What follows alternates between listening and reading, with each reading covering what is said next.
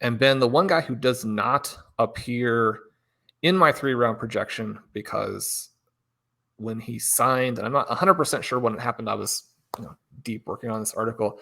I did receive a text from one Ben Gretch that said Justyn Ross to the Kansas City Chiefs. That got me extremely excited.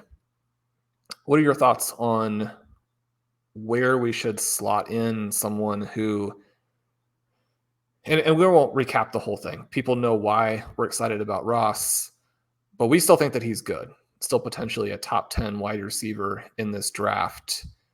Where does he start to look interesting, knowing that not only did he fall out of the draft, but also people were reluctant to sign him as an undrafted free agent? Yeah, it's the whole thing is really unfortunate. I had a thread on Twitter where I talked about it a little bit. I've seen a lot of comments about the spinal condition that he has. That there's concern. There's a lot of there's these provocative comments that if he gets hit the wrong way, he could be paralyzed or killed on the field, and that's incredibly scary. Obviously, it's I had a really interesting conversation with somebody who has some sports medicine background in my DMs.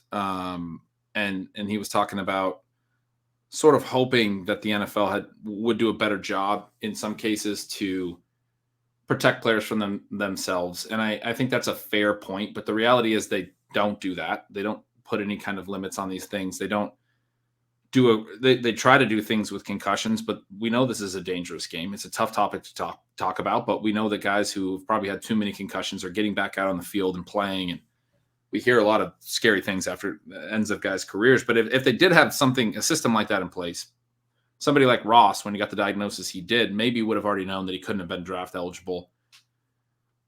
The reality of Ross's situation, and you said we don't want to recap the whole thing, but he found out this diagnosis after his sophomore season. He had a surgery. He missed his entire junior season. He came back and played last year. And he has some quotes where he says, as he came back last year, he broke a bone in his foot and he played through it. And he clarifies. He says, I felt like I had a point to prove coming off the neck injury. Everybody's going to question what you're able to bring to the table. I had a point to prove to show the world, just to let everybody see me on the field. I didn't say anything to anybody about the stress fracture. I kept going. He had a stress fracture in his foot. Dabo Swinney also talks about that and has the comment that, he played with a broken bone in his foot. To me, that's all you really need to know about the kid. He just came off a year-long rehabilitation and then plays with a crack in his foot. You'd never known it. He never complained. He just competed.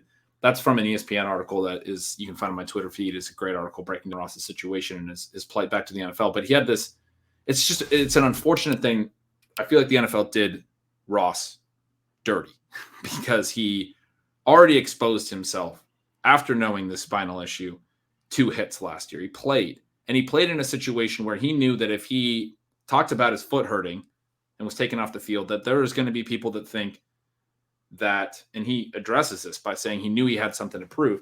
There's going to be people that think that the foot thing was covering for a spine, that he's not really healthy. He probably doesn't even get this UDFA contract. So he comes back, he plays through a foot injury.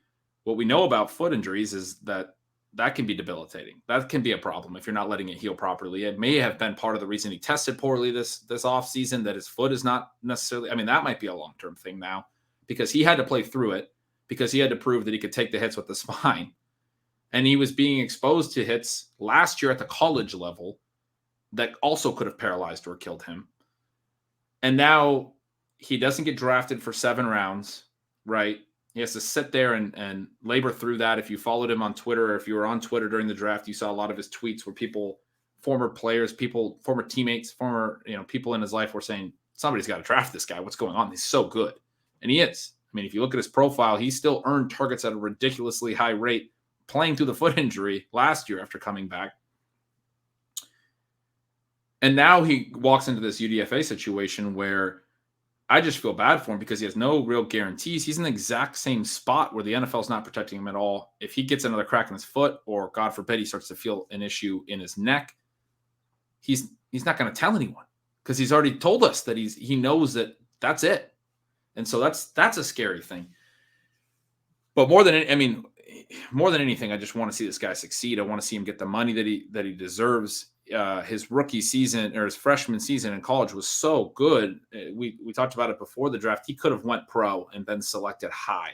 People were saying he would have been a top 10 pick, but he's not allowed to go pro until after a point where he finds out about this neck condition. And then when he finally does go pro, he doesn't even get drafted. And now he's into this unfortunate undrafted free agent situation. Where do we take him in rookie draft? I mean, I still want him on my teams. I think he's really, really good. He's in a great situation with Kansas City. Wherever I can get him, basically in the late third and the fourth round. I mean, obviously it's scary, and we know that there's no guarantees when you're a UDFA. At the same time, as far as he's concerned as an individual, he wants to play. He's going to play. He's making that decision. There's also quotes in that ESPN article I mentioned from the doctor who performed the surgery, who talks about how, we talked to Ross about the risks, and ultimately the decision is up to Ross. And it's a scary thing, but this is a scary game. And I think you have to come to grips with the fact that until the NFL does anything to actually legislate player safety in an even more serious way, you can't then force the player to not be in a position to earn money, basically. And Ross has talked about both on his Twitter, if you look at his pinned tweet, and in that article, another quote that he wants to go out and he wants to earn money for his family. And that's, obviously something that anyone from a human level can understand and appreciate. Again, the provocative quotes about paralysis and death and things, those are scary, but that's something we heard about Tyler Lockett about 5 years ago. I went and looked up his quotes. It was an unspecified medical thing with him. He never clarified what that was about, but he claimed that a doctor told him if he was hit the wrong way, he could die. Somebody in my mentions over the weekend when I tweeted about this talked about Joe Montana having a similar quote back in the day. Not something that I can verify or know much about, but was interesting to hear that Montana supposedly said that during his career, that he was told by a doctor a similar thing based on something related to his body. It's obviously a very serious thing and a scary thing. For me, it's so unfortunate that the NFL, basically all 32 teams, this guy is obviously talented enough to be drafted. I had some people also kind of saying, well, he's just not that good. He got worse. Look, his rookie season or his freshman season, we talk about that one so much because it was potentially the best freshman season in a Power 5 conference ever. I mean, from a team market share perspective and all these things, it's right up there with some of the greatest age 18 seasons of all time. But even if you take that off of his profile and just talk about him analytically, his other 2 years, his sophomore year, not quite as good as his senior year after he comes back, not quite as good. He still earned targets at such a high rate on those years, like elite rates, that I would be interested in this guy just on those 2 seasons. So I that's why I keep talking about him, is I want to keep emphasizing that even after he came back from the neck thing, he was still playing at an incredibly high level. He is good enough. Like this idea that he's not good enough is just not based in any kind of merit in my mind. This is essentially 32 teams making what I think is a pretty cold capitalistic decision to not want to take on the liability associated with potential future injuries. I'm glad that the Chiefs gave him the chance. And I think he got a really raw deal in this, but I hope he gets everything he's looking for in the NFL. I mean, I'm a huge fan of his now going forward, and I hope that he's able to earn his way onto that roster, make the money that he's looking for, stay healthy, get a huge second contract because he's just that good. And he is that good. That's the thing. He actually is incredibly good. He's the type of player we would want to be targeting. So again, to your question about the rookie drafts, absolutely somebody that I want to be paying attention to and taking if he's going in the late third or in the fourth round. Again, we don't know with the UDFA if he's going to have any kind of guarantees or any kind of opportunities to actually stick on rosters, and how serious Kansas City is going to be about keeping him around for how long and how many hits they'll let him incur and all of those types of things. But we know that the NCAA was fine letting him do it all of last year. And so if we're going to get to this point where he can now earn money for that risk, I want him to earn as much money as he can possibly earn. Yeah, and it is very difficult. You and I have talked. We're both very concerned about the brain injuries to the players, and that's a hard part of the NFL, and it is one of the reasons why I think sometimes people think that we don't want to see all of these defensive hits because we like to see the passing offenses explode, and then it is fun to watch the passing offenses, but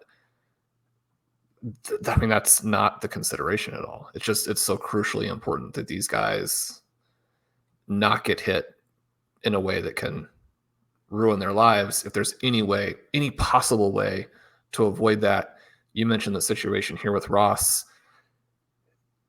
Because fantasy football is what we do, and it's a passion, it's something we enjoy. It's easy, I think, at times to get caught up in this idea, or people to think that we're rooting for players because it will help our fantasy teams.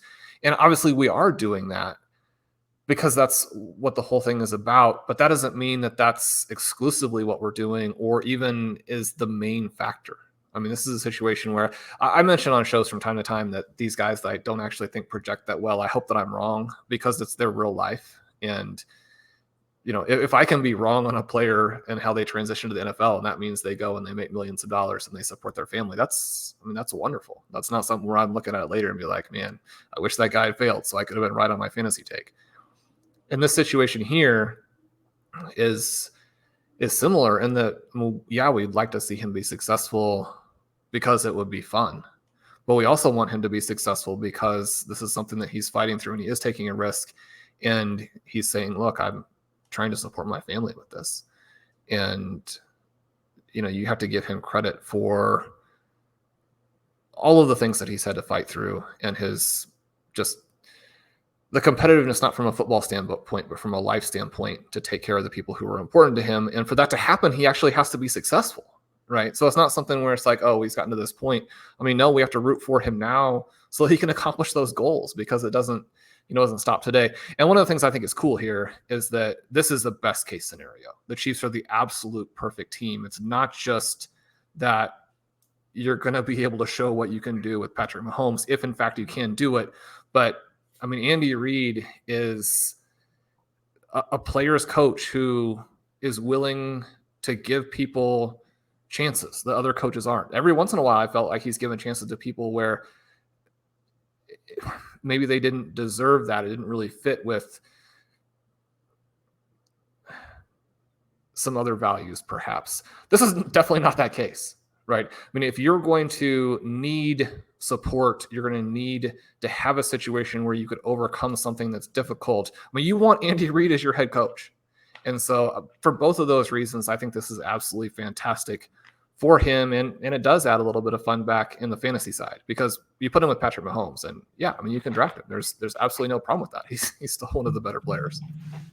Yeah. And yeah, I mean, I think the big thing for me is just the sort of almost, I don't want to say outrage, but I saw a lot of comments in the fantasy community. I've talked about him a lot on the show, talked about him on the live stream a lot. And a lot of those comments seem to be related to this idea that sort of we should be, it's almost like people know better than Ross knows himself. And I think he's a grown man. He's talked to doctors. He's gone through the process. He's been informed of the risks and he's making his own decision. And he has to have a right to make that decision. I don't like the idea of taking away at this point, especially in the process, because if we were going to take it away from him, that could have been clear before he played all of last season and played 400 plus snaps and ran 250 routes and caught 46 balls and took all sorts of hits. He did that last year. He played through that foot injury. He went through a lot to get to this spot. And then the NFL didn't draft him when he's clearly talented enough to be drafted again. Largely speculation would be because they don't want to be liable for potential future, medical concerns and those things. And also probably just from a PR perspective, don't want to deal with, something happening in a game on their team. But nobody wants to worry about how serious these concussions are and things. I mean,